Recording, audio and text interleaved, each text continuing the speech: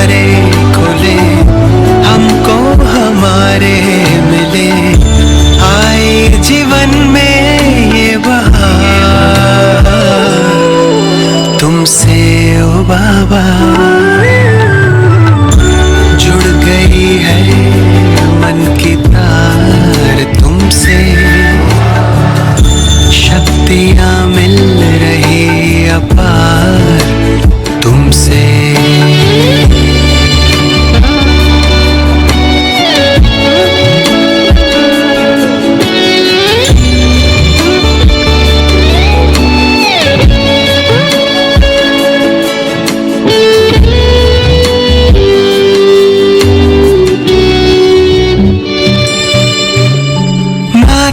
पिता सद्गुरु सखा तुम ही तो एक हमारे हो, शिक्षक तुम ही रक्षक तुम ही, दिल के तुम ही सहारे हो।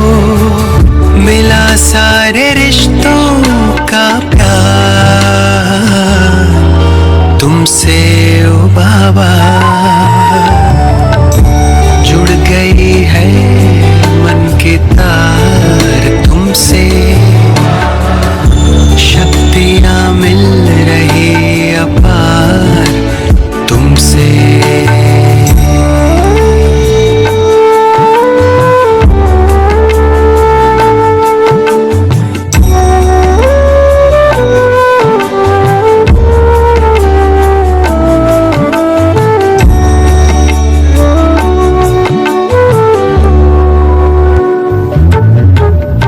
दुनिया से दूर तारों के गाँव तुम मुझे ले आए हो, कांटों से दूर फूलों की छाँव में मुझे बिठाए हो, किरणों की बाहों का तुमसे ओ बाबा। जुड़ गई है मन की तार तुमसे, शक्तियाँ मिल रही अपार तुमसे।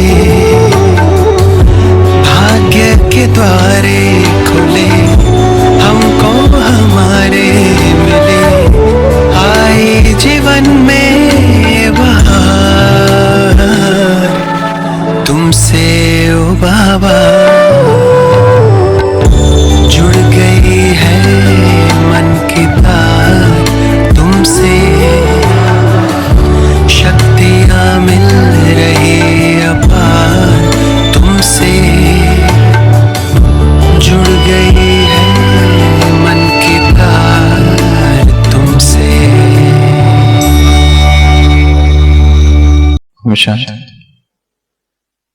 एक बूढ़ा फकीर रोज किसी घर के सामने आता, अपनी थाली उस खिड़की पर रखता और कहता, जैसा करोगे वैसा पाओगे। घर की गृहिणी जो थी रोज उसे 2 रोटियां देती थी। वो नियमित रूप से रोज आता, बूढ़ा था,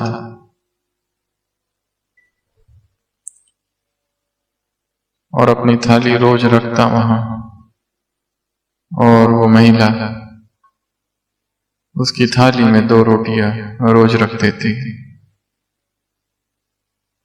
कई दिनों तक ये सिलसिला चालू था, और जब भी वो गृहिणी उसे देखती, पहले पहले तो उसे दया आती, पर बाद में उसे चिढ़ होती थी उससे। ये रोज ही आ जाता है, एक बार दे के दिया, इसने तो नियम ही बना लिया है, रोज आता है थाली रखता है। क्या इसे अपना कोई है नहीं? क्या दूसरा कोई घर नहीं है? अलग अलग विचार, और रोज एक ही वाक्य कहता है, जैसा करोगे वैसा पाओगे। कई दिनों तक ये चलता है और फिर उसके मन में थोड़ी नफरत सी हो जाती है उसके प्रति। अब उसे वो देखना ही नहीं चाहती, और जब वो कई समय तक उसे नहीं देखती तो वो वहीं खड़ा रहता है, उसकी घृणा और बढ़ती थी। ये कैसा है, जैसे चिपक गया है और इन्हीं नकारात्मक विचारों में वो रहती है। और एक दिन उसके मन में आता है, क्यों ना रोटी में कुछ ऐसा मिला दूं ताकि ये बूढ़ा, लगता है इसका आगे पीछे कोई नहीं है, अच्छा ही हो कि ये मर जाए। सोचती है जहर मिला देते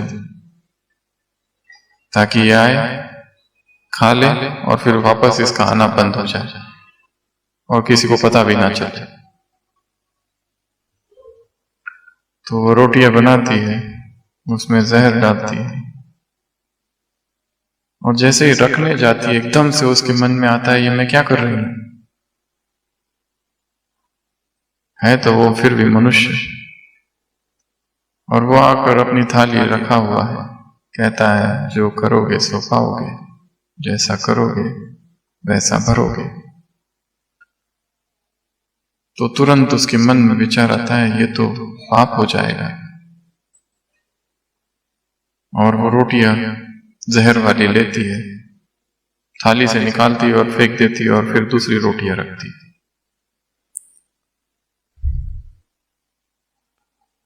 और वो फकीर हमेशा की तरह धन्यवाद देकर निकल जाता है। उसी दिन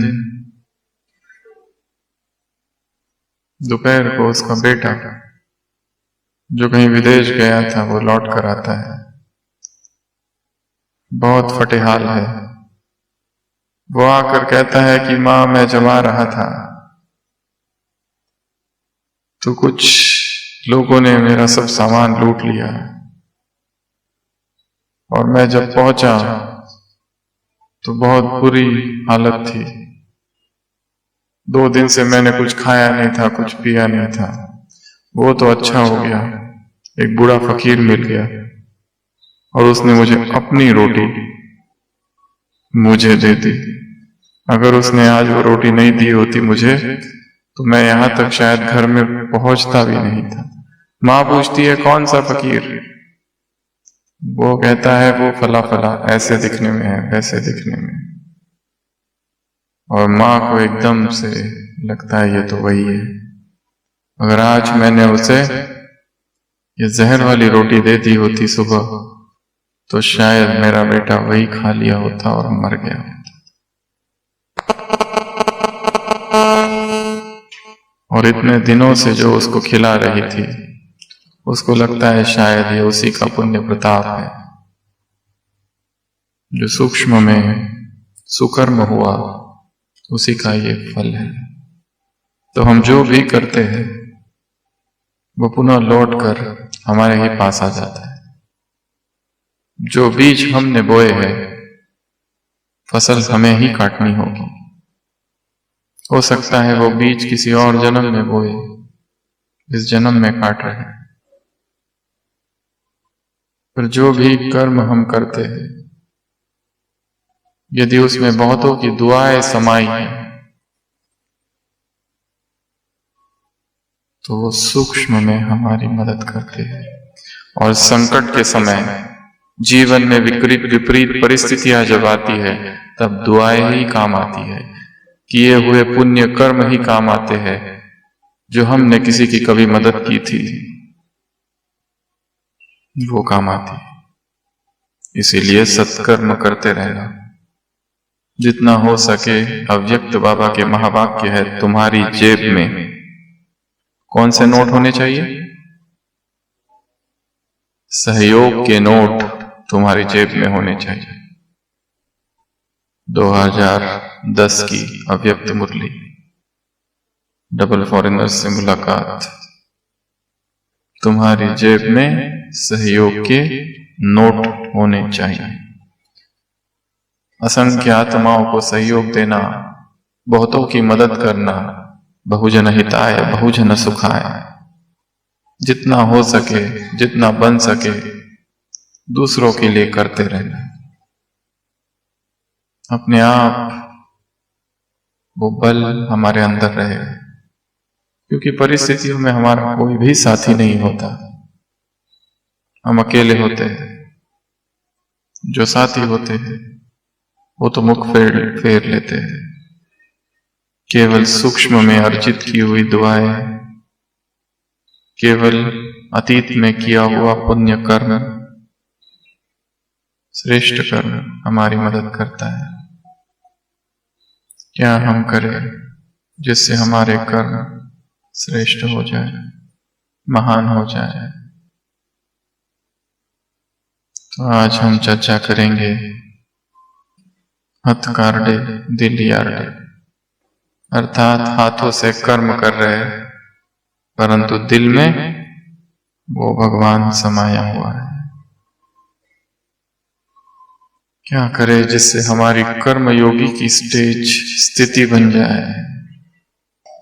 कर्मयोग के 12 सिद्धांत है, वो सभी उसमें हो हमारे कर्म, तो कर्म महान हो जाए। सदियों से चर्चा है पुण्य किसे कहते हैं, पाप किसे कहते हैं। सदियों से लोग पुण्य करते आए हैं। हम देखते हैं आबू पर्वत में सुबह सुबह कितने लोग नकी झील पर आते हैं, ब्रेड लेकर आते हैं और ब्रेड के टुकड़े नदी में फेंकते हैं उन मछलियों के लिए। कोई चावल लेकर आता है। देखते हैं कि नकी झील के इर्द गिर्द जो छोटी सी दीवारें बनी हुई है उसमें कई लोग चावल के दाने डाल देते हैं पंछियों के लिए, पक्षियों के लिए। बत्तख बहुत सारे हैं वहां पर। कोई लोग अपनी कार लेकर आते हैं और जैसे ही कार का हॉर्न बजाते हैं वहां जो बत्तख है उनको समझ में आता है कि हमें दाना देने वाला कोई आ गया, और भाग कर सुबह सुबह वो सारे के सारे बत्तख वहां पहुंच जाते हैं। मंदिरों में देखो भिखारियों की, भिखमंगों की भीड़, लोग पुण्य करते हैं उन्हें कुछ देकर। हमेशा से समझा गया है कि अधिक से अधिक पुण्य किया जाए, दान दिया जाए, गरीबों को खिलाया जाए, वस्त्र दिए जाए, अन्न दिया जाए, जरूरतमंदों की मांगे पूरी की जाए। एक व्यक्ति अपने छोटे से लड़के के साथ मंदिर, हनुमान जी के मंदिर जाता है। वो मंदिर समुद्र तट पर है। 1.25 मन लड्डू मिठाई वहां चढ़ाई। थोड़ा सा खिन्न मन से बाहर निकल रहा है और वो बेटा बहुत छोटा है, और जैसे ही बाहर निकलते बेटा चिल्लाने लगता है, मुझे वो गुब्बारे चाहिए, वो मुझे गुब्बारे चाहिए। एक गुब्बारे वाला अपने हाथों में ढेर सारे गुब्बारे लिए हुए है और वो बेटा जिद करने लगता है कि मुझे गुब्बारे दे दिए। पिताजी उसको समझाते हैं गुब्बारे नहीं मिलेंगे तुमको, गुब्बारे क्या करना है तुमको गुब्बारे लेके, पढ़ाई तो करते नहीं हो। वो हट करने लगता है, रोने लगता है। चलते चलते आगे बढ़ते हैं, गुब्बारा वाला यहाँ खड़ा है, उसके पास से गुजरते हैं। बेटा बहुत ही ज्यादा हट करता है और गुब्बारा वाला अपना एक गुब्बारा लेकर उस छोटे से बच्चे को दे देते। पिताजी कहते हैं कि ये तुम लोगों का धंधा बन गया है, जैसे ही देखा कोई बच्चा हट कर रहा है तुम अपना स्वार्थ सिद्ध कर लेते हो, उसको गुब्बारा देते हो। तुमने दे तो दिया पर पैसे मैं नहीं देने वाला, क्योंकि मुझे खरीदना ही नहीं है। और बच्चा जैसे ही गुब्बारा लेता है खुश हो जाता है। गुब्बारा वाला कहता है मैं गुब्बारा बेच नहीं रहा हूं, मैं हर रविवार यहां आता हूं, 100 गुब्बारे खरीदता हूं खुद उसमें हवा भरता हूँ, एक मंदिर में लगा देता हूँ और बाकी गुब्बारे यहाँ जो बच्चे हैं उनको बांटता हूँ। क्यों करते हो ऐसा? वो कहता है, मैंने सुना है ये बच्चों में भगवान का प्रतिबिंब होता है। मेरी तो बहुत बड़ी फैक्ट्री है, उद्योगपति हूँ, हजारों लोग मेरे नीचे काम करते हैं, पर ये करने के बाद मुझे संतोष का अनुभव होता है, खुशी की अनुभूति होती है। इसलिए मैं हर रविवार यहाँ आता हूँ और यहाँ चौपाटी पर जो बच्चे खेलते हैं उनको एक एक गुब्बारा थमाता हूँ। ये सुनकर उस पिता को अपने अभी अभी चढ़ाए हुए भोग मिठाई का मंदिर में बहुत छोटा दिखाई देने लगता है। पुण्य कर्म, श्रेष्ठ कर्म। तो बाबा ने हमें भी श्रेष्ठ कर्म सिखाए हैं, ऐसे कर्म कि जो करने के बाद परम संतोष का अनुभव हो। और वो संतोष तब अनुभव होगा जब इन 12 में से या तो सब बातें हो या अधिक से अधिक। पहला, हर कर्म श्रीमत अनुसार। जब हम कर्म श्रीमत अनुसार करेंगे अपने आप पुण्य कर्म होंगे। फिर सोचने की जरूरत नहीं ये पाप है कि पुण्य है। जो श्रीमत पर कर्म है वो श्रेष्ठ कर्म है, पुण्य कर्म है, महान कर्म है, दैवी कर्म है। अव्यक्त महावाक्य है बाबा के, भ्रष्ट कर्म बहुत कर लिए, अब दैवी कर्म करो। श्रीमत, उसके लिए श्रीमत क्या है वो समझना होगा। श्रीमत अर्थात the way. Shrimat my way, your way नहीं है, तुम्हारा मार्ग मेरा मार्ग नहीं है, मार्ग है वो, द वे। तुम्हें क्या लगता है, मुझे क्या लगता है, वो नहीं, क्या होना चाहिए वो। एक धर्म जिसे पुण्य समझता है दूसरा धर्म उसे पुण्य नहीं समझता। एक देश में सुंदरता इसको कहा जाता है, दूसरे देश में सुंदरता उसको नहीं कहा जा सकता। एक देश में राइट से चलना कानून है, दूसरे देश में राइट से चलना कानून के विरुद्ध है। देश देश में अंतर है, संस्कृति संस्कृति में अंतर है, कर्म कर्म में अंतर है। कोई किसको पुण्य समझता है, कोई किसको पुण्य समझता है। आदिवासियों की एक जात है जिसमें वो लोग छिपके से अपने कबीले के बाहर तीरंदाजी का अभ्यास करते हैं। बचपन से छोटे बच्चों को ट्रेन किया जाता है कि सड़क से कोई भी कार, कोई भी राहगीर जा रहा हो उसमें वो आजमाइश करते, छुपके से मारते हैं। अगर वो मर गया तो खुशी मनाते हैं कि मर गया। उनके समाज में ये पाप नहीं है, उन्हें बहुत खुशी होती है छुपके से तीर चलाना। कोई जीप चला रहा है जंगल के रास्ते से, वो जब मर जाता है, जीप उलट जाती है तो जश्न मनाते हैं, खुशी होती है। उनके पास वो पाप है ही नहीं, वो तो संस्कृति है, उनकी परंपरा है। तो कैसे समझा जाए कि पाप क्या है और पुण्य क्या है, जब हर व्यक्ति अपनी अपनी परिभाषा लेकर चल रहा है पुण्य की और पाप की।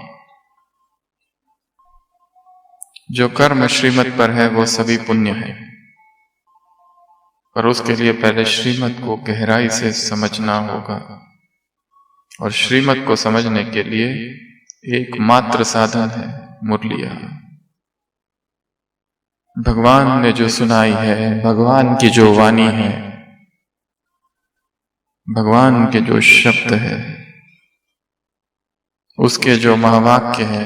बाबा ने कहा एक एक वर्षन कितनों का है, लाखों का है। गोपियां आतुर है उस कृष्ण की वाणी सुनने के लिए। क्या है उस मुरली में? बाबा कहते हैं वो काठ की मुरली नहीं थी, वो ज्ञान की मुरली थी। पर भागवत में तो दिखाया है गोपियों की विकल व्याकुल अवस्था। तव कथामृतम तप्त जीवनम कवि विरडितम कल्मषापहम श्रवण मंगलम श्रीमदादतम भुवि गृह्णन्ति ते भूरिदा जना।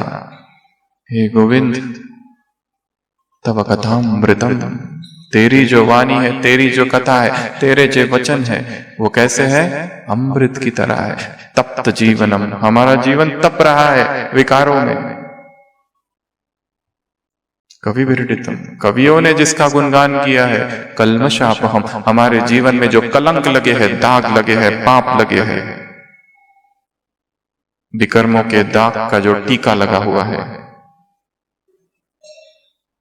पाप से मुंह जो काला हुआ है, कल्मषापहम, उस कल्मश को, उस पाप को, उस कालिक को पोंछने वाला है। श्रवण मंगलम, सुनने मात्र से जिसका मंगल होता है, ऐसी तेरी वाणी है। भूरिदा जना, ऐसी अमृतमयी उसकी वाणी है। उस अमृतमयी वाणी में गहन ज्ञान छिपा हुआ है। श्रीमत मुरलियों के सागर में श्रीमत रूपी मोती छिपे हुए हैं, परंतु क्या करना होगा? गहरे जाना होगा। तट पर तो सब चलते हैं, चलना पड़ता है, पर मेरे पथ नया चरण सिखाते हैं। कांटे रोंदूंगा, अपनी राह बनाऊंगा। तुम फूलों भरी डगर की बातें किया करो, मैं गोताखोर, मुझे गहरे जाना होगा। तुम तट पर बैठ भंवर की बातें किया करो। पहला श्रीमत। दूसरा, हर वो कर्म श्रेष्ठ है जो आत्माभिमानी स्थिति में किया गया है। Soul consciousness. आत्माभिमानी स्थिति में कभी भी पाप नहीं हो सकता है। पाप कब होता है? देह अभिमान में पाप होता है। जो कर्म आत्मा स्वरूप में स्थित होकर किए जा रहे हैं, वो कभी भी पाप नहीं हो सकते। आत्माभिमानी स्थिति है, समान की स्थिति है, पुण्य ही होंगे। मैं आत्मा इन आत्माओं को ज्ञान सुना रही हूं, मैं आत्मा इन आत्माओं का कल्याण कर रही हूं, ये संकल्प है, रहम का भाव। मैं आधार मूर्त उद्धार मूर्त हूं, मुझे संसार का कल्याण करना है, मैं महान आत्मा हूं, श्रेष्ठ आत्मा हूं। इस समान के साथ कर्म किए जा रहे हैं। देवता की सूरत हो तुम्हारी, तुम महान हो, मैं महान हूं। शृण्वन्त विश्व अमृतस्य पुत्राः। उपनिषद का ऋषि चट्टान पर खड़ा रहकर चिल्लाता है, शृण्वन्त विश्व, सुनो हे विश्व की आत्माओं, अमृतस्य पुत्राः, तुम अमृत की संतान हो। E R the children of immortality. तुम साधारण नहीं हो। आए धामिनी दिव्यानि तस्तु वेदाहमेदम पुरुषम महानतम। वेदों में जिस महान पुरुष का वर्णन है, वो जो देवताएं हैं, वो तुम हो। आदित्य वर्णम, सूर्य की तरह तुम्हारा प्रकाश है। तमसा परस्ता, तिमिर को, तमस को परास्त करने वाले तुम हो। तुम साधारण नहीं हो। अमृतस्य पुत्रा, अमृत की संतान हो तुम। नश्वर नहीं, अनश्वर हो।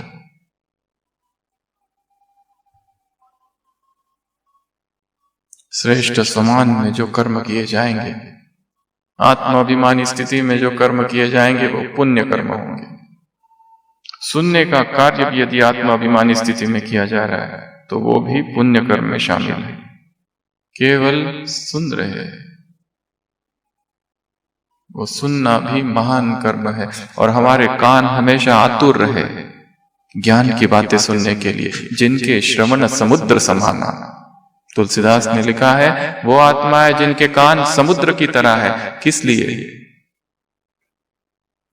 ज्ञान को सुनने के लिए। 9 प्रकार की भक्ति है, नवधा भक्ति। तुलसीदास ने 9 प्रकार की अलग भक्ति बताई है, भागवत में 9 प्रकार की अलग भक्ति है। राम शबरी के पास आते हैं, शबरी को राम जी 9 प्रकार की भक्ति सुनाते। प्रथम भगति संतन कर संगा, दूसरी मम कथा प्रसंगा। पहली भक्ति है सत्संग और दूसरी है मेरी कहानी को, मेरी कथा को प्रेम से सुनना। ये सेकंड नंबर की भक्ति है 9धा भक्ति में। सुनना, श्रवण भक्ति है, प्रेम है। भगवान के वचनों को सुनना, भगवान की वाणी को सुनना। कान में जन्म जन्म का मैल है, कैसे जाएगा? सफाई अभियान चालू करना होगा। दूसरा, आत्माभिमानी स्थिति। तीसरा, परमात्मा अभिमानी स्थिति, अर्थात भगवान की याद में जो भी कर्म किए जाएंगे वो श्रेष्ठ कर्म होंगे। भगवान के स्मरण में जो कर्म किए जाएंगे, सिमिर सिमिर सुख पावा। सुखमणि साहिब में लिखा है, सिमिर सिमिर सुख पावा। सिमिर सिमिर याद करते रहो, सिमरन करते रहो। उसकी याद में जो भी कर्म किए जाएंगे सब श्रेष्ठ कर्म है, सब महान कर्म है, अपने आप महान हो जाएंगे। बाबा की याद में छोटी भी सेवा करो, उसका बड़ा पुण्य है। झाड़ू लगाने की सेवा कर रहे या लाखों के सामने भाषण, अगर याद में किया जा रहा है तो पुण्य है। अगर याद में नहीं किया जा रहा है तो वो भाषण भी अहंकार को जन्म दे सकता है। वो भाषण भी मैं को लाएगा कि मैं बोल रहा हूं। हम बोल ही नहीं रहे, होठ हमारे हैं, बंसी है हम, होठ उसके हैं। जो ध्वनि आ रही है वो ऊपर से आ रही है, बोलते हुए भी साक्षी है। परमात्मा याद में जो भी कर्म किए जाए पुण्य कर्म है। चौथा, निस्वार्थ, सेल्फलेस, जिसमें हमारा कोई भी स्वार्थ नहीं है। निस्वार्थ भावना से जो भी कर्म किए जाएंगे श्रेष्ठ कर्म है। इसलिए नहीं कर रहे कि उसमें कोई दिखावा है, कोई ढोंग है, कोई स्वार्थ, निहित स्वार्थ समाया हुआ है। कुछ भी स्वार्थ नहीं है। क्यों कर रहे हैं? जैसे कोई बूढ़ा व्यक्ति झाड़ लगा रहा है, बीज डाल रहा है, युवक पूछते हैं आप ये क्यों कर रहे हो? वो कहते हैं झाड़ छाया देगा, पर आप तो रहोगे नहीं छाया लेने के लिए। मैं नहीं रहूंगा, दूसरे तो रहेंगे। संसार स्वार्थ से भरा हुआ है। एक मां वृद्धाश्रम में है, उसका बेटा उसी शहर में रहता है। मां को ओल्ड एज होम में रखा हुआ है, क्योंकि उसको देखकर, मां को देखकर उसकी पत्नी को चिढ़ आती है। इसलिए पत्नी कहती है तुम्हारी मां यहां नहीं रहेगी, उसको भेज दो वहां। मां 5 साल से ओल्ड एज होम में है। बेटा कभी कभी मिलने आता है। आज मां बहुत सीरियस है, मरने की हालत में है, अब बस थोड़ा ही समय बचा है। वो देखने आता है, पूछता है मां तुझे कुछ चाहिए? वो कहती है हाँ। ये जो वृद्धाश्रम है ना, यहाँ के पंखे ठीक नहीं है, इसको ठीक कर देना। ये जो वृद्धाश्रम है ना, यहाँ पे बिजली बार बार जाती रहती है, तुम बिजली की कोई परमानेंट व्यवस्था कर देना। यहाँ का जो पानी है ना, नियमित नहीं आता, तुम उसकी व्यवस्था कर देना। तो वो कहता है ये कब से? वो कहता है कई समय से। तो तुमने मुझे पहले क्यों नहीं बताया और अब बता रही हो?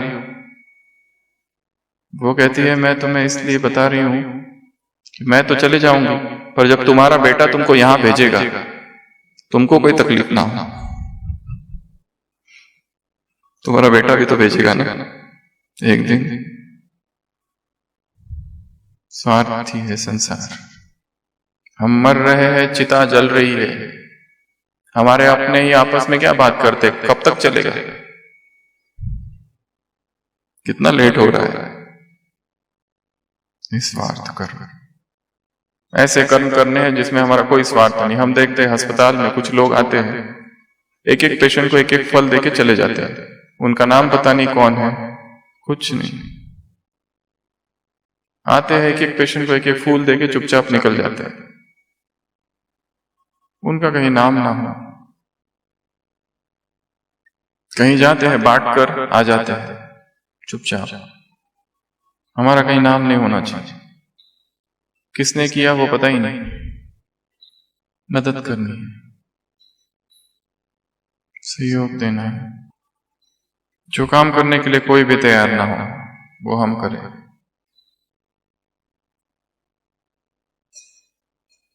किसी ने चित्र भेजा था बहुत अच्छा, एक दो छोटे बच्चे हैं, बीच में माँ है, वो कहता है मेरी माँ, वो कहता है मेरी माँ।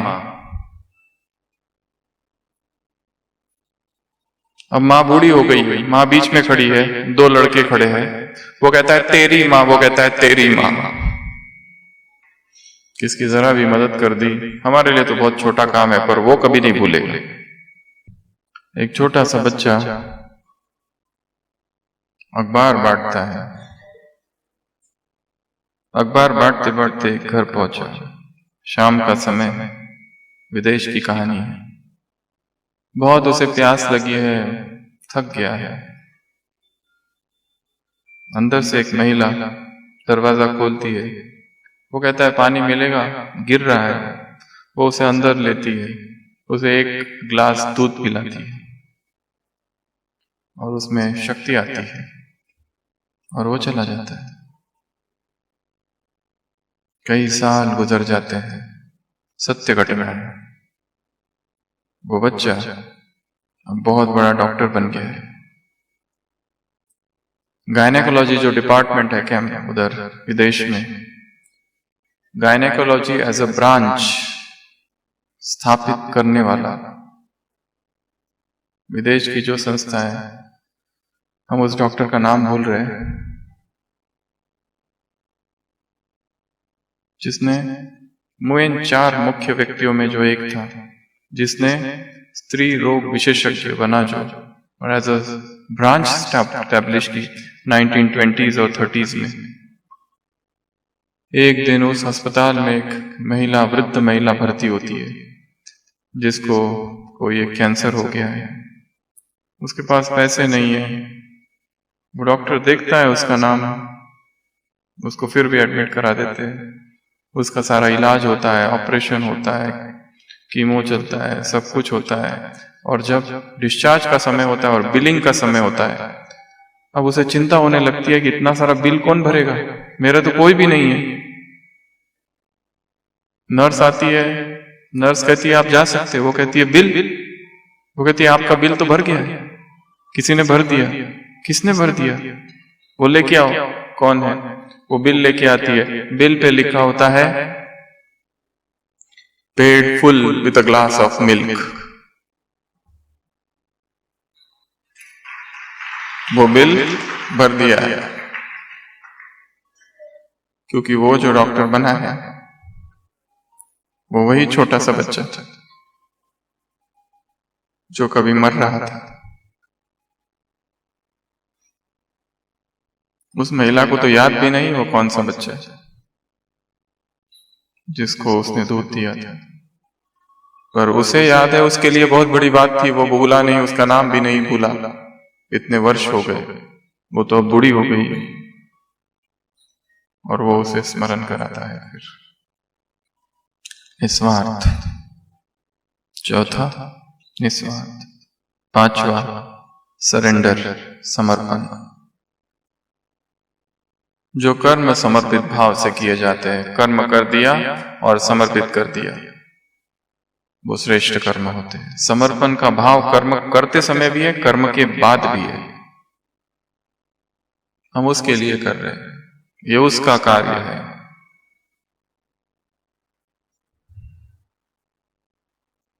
राम काज करिबे को आतुर, बस उसका कार्य है। मोही कहा विश्राम, हनुमान जी के जाते जाते बीच में पर्वत आके खड़ा होता है, कहता है थोड़ा आराम तो करो। वो कहता है मैं आराम नहीं कर सकता, क्योंकि मैसेज देने जा रहा हूं। समर्पण है, राम का कार्य है। राम रसायन तुम्हारे पासा, सदा रहो रघुपति के दासा। उस रघुपति का कार्य करने जा रहा है। हम भी परमात्मा संदेश वाहक है। हमारा हर कर्म समर्पण भाव से ओतप्रोत हो।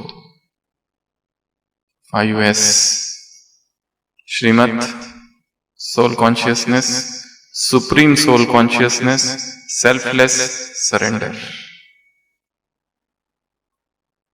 ये 5 हर कर्म में हो तो कर्म योग हो जाएगा। 6वां एक्यूरेसी। हर कर्म एक्यूरेट हो ऐसे नहीं कि कैसे भी कर दिया, जितना हो सके वो परफेक्ट करने की कोशिश करनी है। और बाबा की याद में होगा तो वो परफेक्ट ही होगा। उसके लिए प्रैक्टिस करनी पड़ेगी, अभ्यास करना पड़ेगा। ऐसी कितनी बहनें हैं जिन्होंने टाइपिंग सीखी। यज्ञ की शुरुआत में पुष्पा रानी दीदी का उदाहरण है। बाबा ने उनको कहा 15 दिन में बच्ची तुमको हिंदी टाइपिंग सीखनी है। वो 7 दिन में सीख गई। कितनी मेहनत की होगी 7 दिन टाइपिंग सीखने को, 7 दिन में सीखने को। लक्ष्य था, बाबा ने कहा है, किसने कहा है, इसलिए वो काम करना है परफेक्ट। भोजन बनाना है वो परफेक्ट हो, एक्यूरेट हो। जो काम दिया गया है, जो भी छोटी मोटी सेवा दी गई, झाड़ू लगाने की सेवा दी गई है, जरा कचरा ना हो यहां वहां, परफेक्शन से करना है। बहनें बाबा को मिलने आई और बहनों ने कहा बाबा हम क्या करें, हम आपकी याद में इतनी खोई थी कि आबू रोड कब आया पता नहीं, हम सिरोही जाकर पहुंच गई ट्रेन में। बाबा ने कहा अगर तुम मेरी याद में होती तो ऐसा कभी ना होता, तुम याद में थी ही नहीं। आबू रोड कब आ गया पता ही नहीं, स्वरूपगंज भी आ गया और सिरोही पहुंच गई आ गया। एक्यूरेट। 7वां हर कर्म में अटेंशन हो, अलर्टनेस हो। Attention and alertness. होश में सब कर्म करने हैं, बेहोशी में नहीं। बेहोशी में बहुत कर्म कर लिए, पाप ही हुए। अब होश में करने हैं, जागृत अवस्था में करने हैं।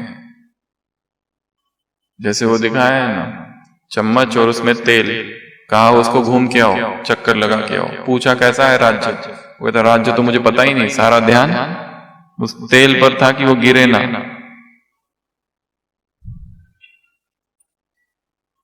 अटेंशन से किए हुए कर्म, होश में किए हुए कर्म। बेहोश होते ही विकर्म हो जाते, बेहोश होते ही पता ही नहीं चलता है क्या कर दिया 1 घंटे में, पाप कर्म हो गया। फिर जागृति आई। सिक मेंटालिटी, अंग्रेजी में एक शब्द है सिक मेंटालिटी, रुग्ण मानसिकता। कोई पूछता है वो स्कूल कहाँ है, बच्चे क्या कहते वहां है, वहां जाओ। वो वहां जाता है, ढूंढता है, वहां कुछ भी नहीं है। क्यों किया ऐसा? मजा आता है। क्यों किया? मजा आता है। सिक मेंटालिटी। कोई रास्ते से चल रहा है, बाइक से युवक जाते हैं, एक मारते हैं उसको और निकल जाते हैं। क्यों किया?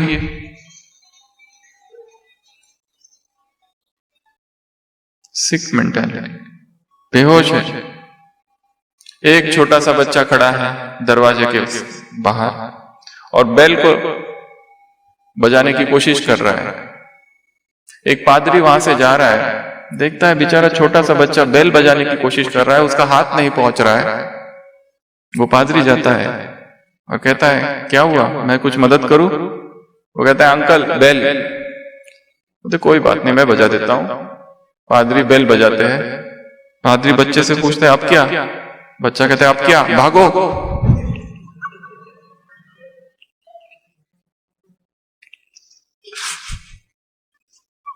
अब क्या करना है? भागो।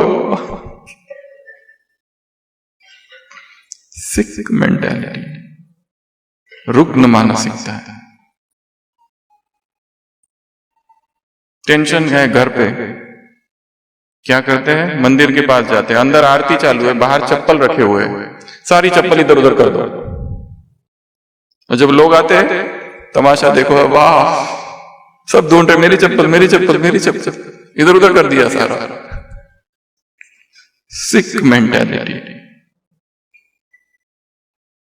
दूसरों को ऐसे बिना वजह परेशान करना और मजा देखना। बेहोशी के कर्म है सारे। हर कर्म कैसे करना है? 7वां अटेंशन से। 8वां त्रिकालदर्शी स्थिति में हर कर्म जो किया जाता है वो पाप कर्म नहीं हो सकता। आदि मध्य और अंत सोचकर जो कर्म किया जाता है, ये जो मैं कर रहा हूं इससे क्या होगा, परिणाम क्या होगा, आदि मध्य अंत का विचार किया जा रहा है। ये जो भी मैं करूंगा इसका क्या परिणाम होगा। किसी को मैसेज कर दिया दुख देने वाला, क्या परिणाम होगा, उसके संकल्प चलेंगे, विचार चलेंगे, सूक्ष्म पाप हो रहा है। इसलिए हर कर्म जो त्रिकालदर्शी स्थिति में किया जाता है वो श्रेष्ठ कर्म है। 9वां अथक होकर जो कर्म किए जाते हैं, टायरलेस, श्रेष्ठ होते हैं। और अथक तो तभी हो सकते जब आत्माभिमानी जुड़े हुआ है। उस दिन मुरली में था, दिल्ली तक भी पैदल चले जाओ बाबा की याद में तो क्या होगा, थकावट नहीं होगी। अथक, और जहां इंटरेस्ट है वहां व्यक्ति थकता नहीं है। जो चीज में लगन है वहां थकता बिल्कुल नहीं। थकते हम तब है, कर्म हमें नहीं थकाता, व्यर्थ संकल्प थकाते हैं। सुबह वॉकिंग के लिए जा रहे हैं, लंबा डिस्टेंस है, आराम से चल दिए, थके नहीं। और वही काम हमारी इच्छा के विरुद्ध है और कहा कि जाओ जाकर वहां जाकर वो लेके आओ सामान। हम बहाने बनाएंगे, हम तो थक गए, इतना लंबा कैसा जाएंगे, वगैरह वगैरह। अथक होकर जो कर्म किए जाएंगे वो श्रेष्ठ कर्म होंगे, खुशी से होंगे। अगला अनासक्त होकर जो कर्म किया जाते हैं, डिटैच्ड, आसक्ति नहीं है, डिटैचमेंट है। मैंने किया का भाव नहीं है उसमें, किया और कर्म जैसे पूरा हुआ ऐसे देख रहे जैसे मैं वो था ही नहीं। उस कर्म से डिटैच हूं, उस सेवा से डिटैच हूं एकदम। और कितना फास्ट हम अपने आप को डिटैच कर सकते हैं। सेवा करके आए डिटैच्ड, जैसे मुझे पता ही नहीं। एक है सेवा करके आए और उसी का वर्णन चालू है 6 घंटा तक। हमने ये किया, हमने वो किया, हमने ऐसा किया, हमने वैसा किया, हमने ये भी वो भी। डिटैच ही नहीं हो पाते उस सेवा से, बस उसी के पीछे बुद्धि में वही गूंजते रहता है।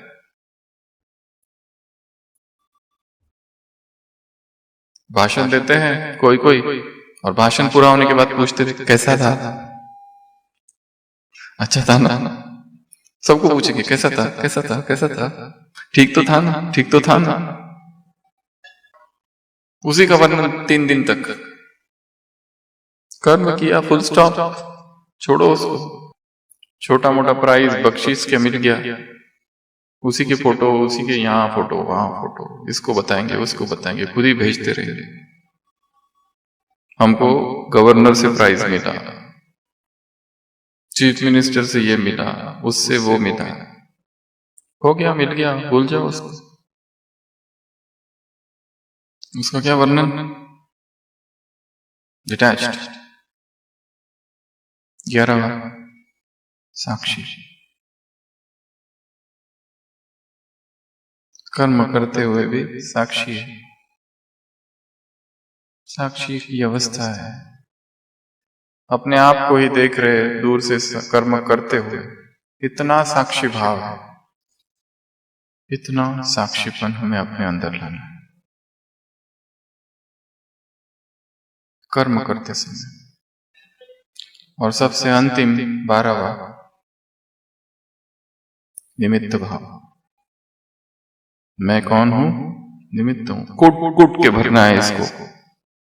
करन करावनहार ऊपर है। दादी जानकी ने कभी टीचर्स की भट्टी में टीचर से प्रश्न पूछा था, अपने आप को क्या समझती हो, सेवाधारी, निमित्त या कठपुतली? क्या कहेंगे? सोच के बताना। अपने आप को क्या समझती हो? क्या समझकर सेवा करती हूं? सेवाधारी हूं, निमित्त हूं या कठपुतली हूं? सबसे ऊंचा और सबसे ऊंचे नीचे की तो बात नहीं, स्टेप्स है। क्या कहेंगे? निमित्त। अच्छा, भाइयों का कहना है हम निमित्त है, और इधर कठपुतलियां है। पहला है सेवाधारी, हम सेवाधारी है। उसके ऊपर की अवस्था है, उसने हमको निमित्त भाव का भी अहंकार आ सकता है, क्योंकि ये तो रूटीन हो गया है। हम तो निमित्त है, बाबा कराने वाला, अंदर से मैं कर रहा हूं। बोलने के लिए हम निमित्त, मैं निमित्त हूं, ये भी निमित्त मात्र कहते हैं। बाबा ने मुझे निमित्त बनाया, मुझे, तुम्हें थोड़ी बनाया, मैं हूं निमित्त। 4 शिष्य मिलते हैं विश्व भर की 4 आध्यात्मिक संस्थाओं के।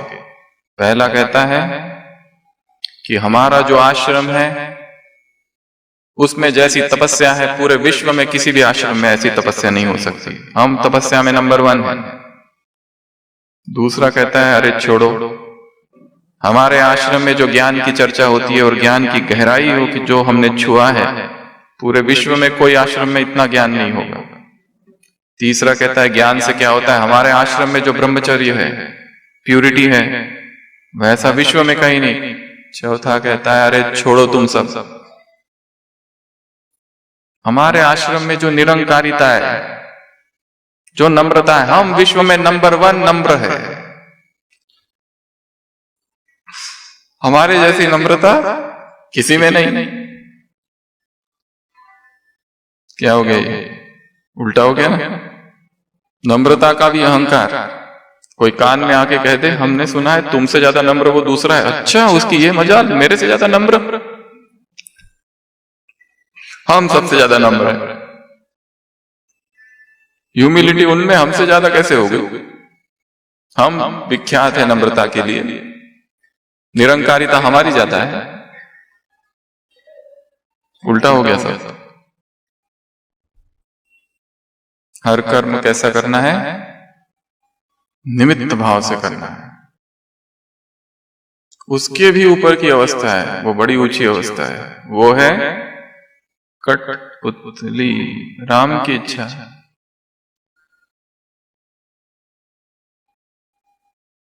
कठपुतलियां है, ऊपर से डोर उसके हाथ में है, हम कुछ कर ही नहीं रहे, सब कुछ वो कर रहा है। होई सोई जो राम रच राखा, उसने रच के रखा है, बस वैसा हो रहा है। हम तो कुछ भी नहीं कर रहे। कौन सी सेवा, कैसी सेवा, क्या सेवा, हमें तो पता ही नहीं। उसने कराई, वो चाहता था नहीं कराता, उसकी इच्छा हुई कराने की, उसने करा दी। तो टोटल 12 है। और अभी हम एक गेम खेलेंगे। पहले रिवाइज कर लो, क्या क्या बताया? पहला श्रीमत, दूसरा आत्म अभिमानी, तीसरा परमात्मा अभिमानी या प्रभु की याद, चौथा निस्वार्थ हो, पांचवा समर्पण, छठवा एक्यूरेट हो, सातवां अलर्टनेस, अटेंशन से किया हुआ, सावधान, अवधान। अगला त्रिकालदर्शी स्थिति में स्थित होके, अगला अथक, अगला डिटैच्ड, अनासक्त, और उसके बाद का साक्षी भाव, उसके बाद का निमित्त भाव। कर्म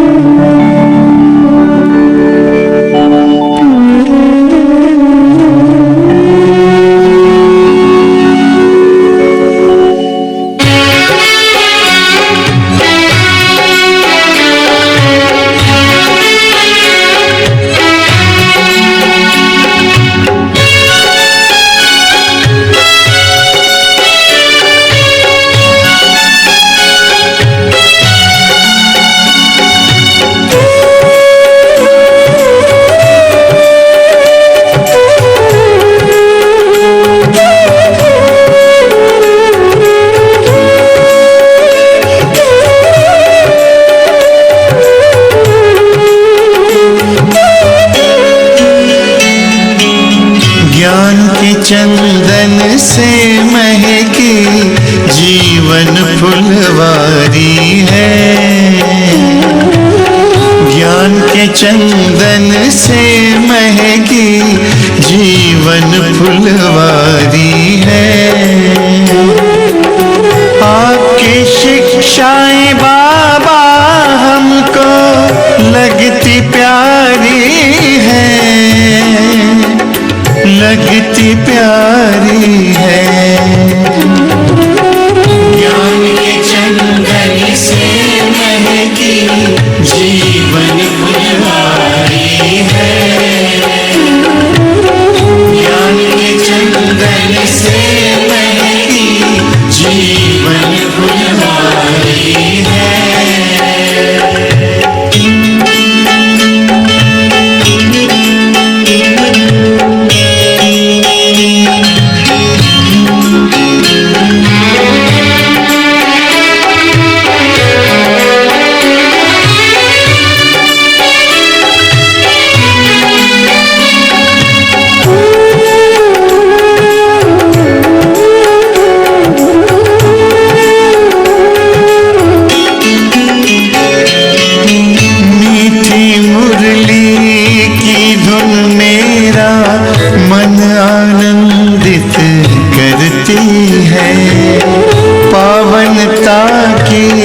खुशबू मन को सुख शांति से भरती है।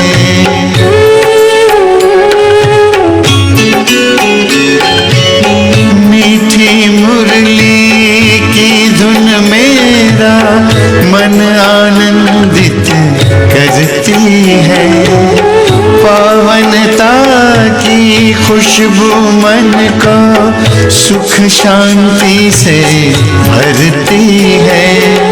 ज्ञान सूर्य की किरणों से हुई बगिया उजियारी है, बगिया उजियारी है। ज्ञान के चंदन से महकी जीवन फुलवारी है। ज्ञान के चंदन से महकी जीवन फुलवारी है।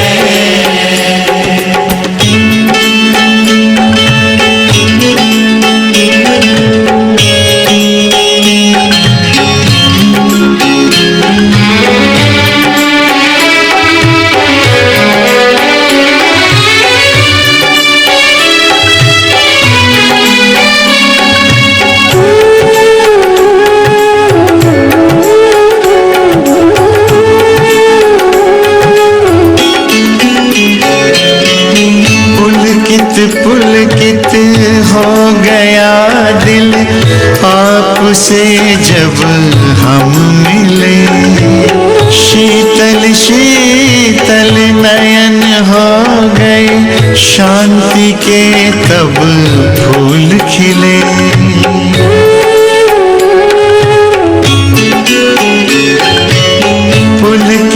पुलकित हो गया दिल आपसे जब हम मिले। शीतल शीतल नयन हो गए शांति के तब फूल खिले। गुण शक्ति की बेल लताएं प्यार से सींची क्यारी है, प्यार से सींची क्यारी है।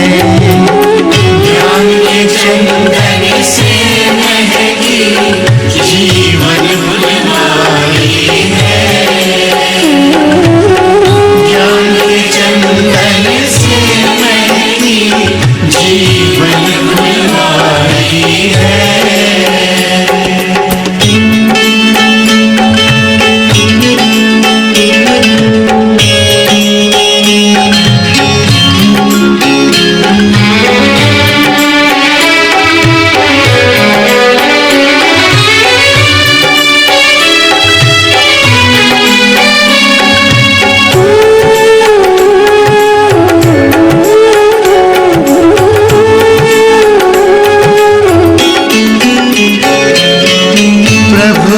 याद बहार बनकर अब श्वासों में बहती है। मेरा बाबा मन को किला कहती है।